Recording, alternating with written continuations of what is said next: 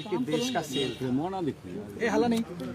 देश निर्माण के लिए कोई बजट नहीं, बल्कि ये देश बेचने का बजट था। आप लोग सब लोग जानते हैं, पहले रेलवे को बेचा, एयर इंडिया को बेचा, भारत पेट्रोलियम को बेचा गया, तरह तरह की संस्थानों के संपत्तियों को बेचा गया। और ये पूरी तरीके से जितने प्रतिष्ठान हैं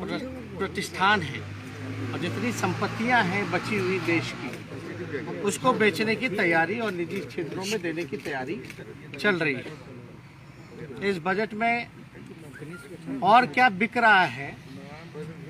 गैस पाइपलाइन है, स्टेडियम है, सड़क मार्ग है, वेयर हाउसेज हैं।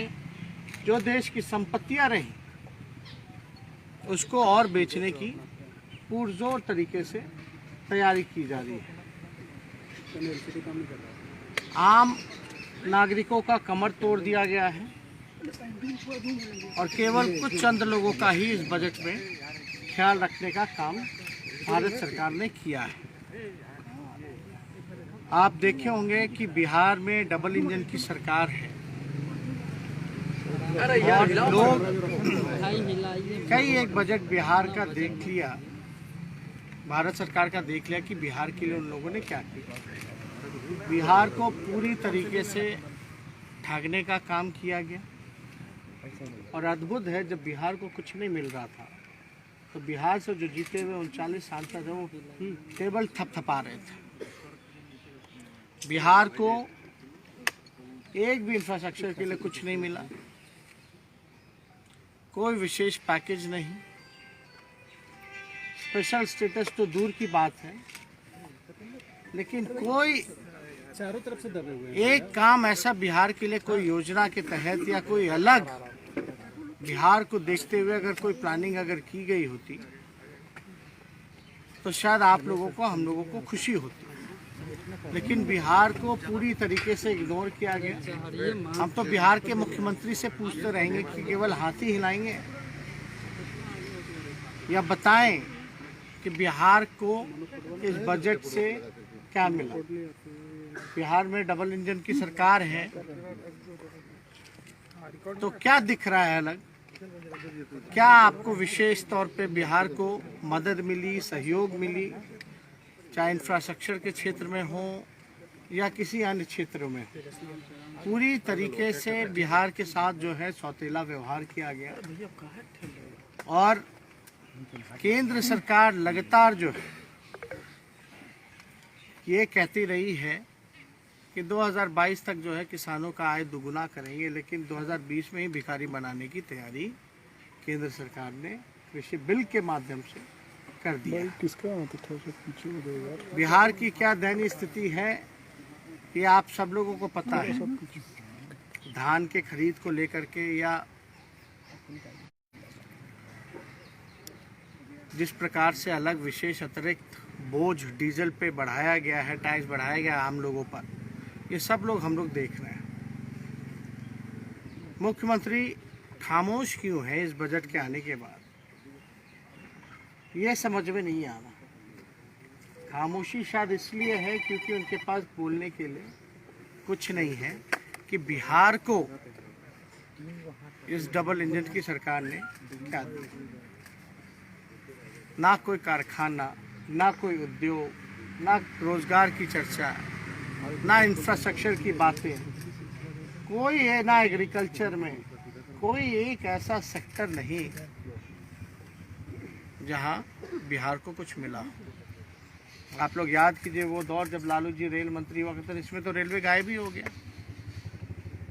रेलवे को इसलिए गायब किया गया क्योंकि ये लोग लालू जी की तुलना नहीं कर सकते थे। जिस प्रकार से आदरणीय लालू जी ने रेलवे को चलाने का काम किया, हर एक साल 90,000 करोड़ का मुनाफा लालू जी ने दिया था और ऐसे में दिया था जब हर साल जो है किराया कम किया जाता था। यही बिहार को लालू जी ने 3-4 कारखाने रेलवे ने उस समय बिहार को देने का काम किया। आज कहाँ है? क्या मिल रहा है बिहार को? और वो तब था जब यहाँ बीजेपी और एनडीए की सरकार थी। बिना पक्षपात किए हुए विशेष पैकेज 1,25,000 करोड़ का भी यूपीए के समय में बिहार को लालू जी ने दिलवाने का काम किया। आज तो हम लोग सब लोग पूछ रहे हैं कि क्या मिल रहा है बिहार को। 39 सांसद जीत करके गए हैं, केवल ताली पीटने गए या बिहार के लिए आवाज उठाने गए हैं। आज दुर्भाग्य है जो लोग भी जीत करके थाली टेबल पटपटकाने का काम कर रहे हैं, लेकिन बुरी तरीके से देश की जनता निराश है, आम नागरिक निराश है, परेशान है और पूरी तरीके से उन पे जो है अतिरिक्त बोझ डालने की तैयारी केंद्र सरकार ने की है। कई राज्यों में सड़कें बनाने की बात कही गई है, कोलकाता जिन राज्यों में चुनाव होने हैं ये एक ढंग से घोषणा की गई है। अब देखिए, इसमें समझदार को समझाने का कोई मतलब नहीं। सब लोग, आप लोग समझदार हैं और सब लोग समझते हैं। सामने देखे चुनाव हाँ समझ रहे हैं। जहाँ जहाँ चुनाव है उसका बार बार चीख के नाम लिया गया, ये स्वाभाविक है ना। बिहार में भी वैक्सीन सबको मिल रहा था फ्री में। 19 लाख रोजगार जो है सभी लोगों को बिहार में मिल रहा था। अब तो इसकी चर्चा नहीं कीजिए, क्योंकि उनके अनुसार तो वो चुनाव में जुमला होता है। तो जहाँ जहाँ चुनाव है वहाँ केवल घोषणाएं की गई हैं, काम नहीं करना है। अपना काम बनता भाड़ में जाए जनता, यही बीजेपी और एनडीए सरकार का काम है। यहाँ भी लोगों को ठगा गया। क्या क्या नहीं कहा गया था कि क्या नहीं करेंगे, डबल इंजन की सरकार है, बिहार को विशेष राज्य का दर्जा, लेकिन पटना यूनिवर्सिटी को भी सेंट्रल यूनिवर्सिटी का दर्जा नहीं दे पाए। तो आप अंदाजा लगा सकते हैं, एक नई यूनिवर्सिटी का भी निर्माण बिहार में इस बजट में नहीं है। ना कोई अच्छे अस्पताल, ना कॉलेजेस, ना कोई अलग इंफ्रास्ट्रक्चर की सुविधाएं, कुछ भी अलग बिहार में नहीं है। बिहार के लेके अब तो देश को ही बेचने की तैयारी है। हम लोग तो ये बार बार से कह रहे हैं, ये बजट ही नहीं बल्कि सेल था। ये देश के निर्माण के लिए नहीं बल्कि देश को बेचने का बजट और सेल था।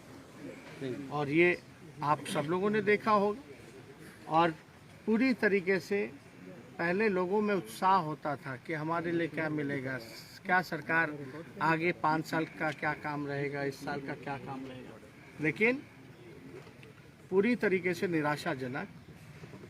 और हम लोग को उम्मीद थी बीजेपी से कि यही बजट लाएंगे, देश को बेचने वाला ही बजट लाएंगे।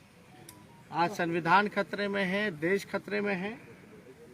पूरी तरीके से सरकारी इंस्टीट्यूशन हो या किसान हो, सभी लोग, छात्र, युवा, बेरोजगार, सब लोग जो है निराश है, मायूस है इस मौजूदा सरकार के बजट से और सेल से। Thank you.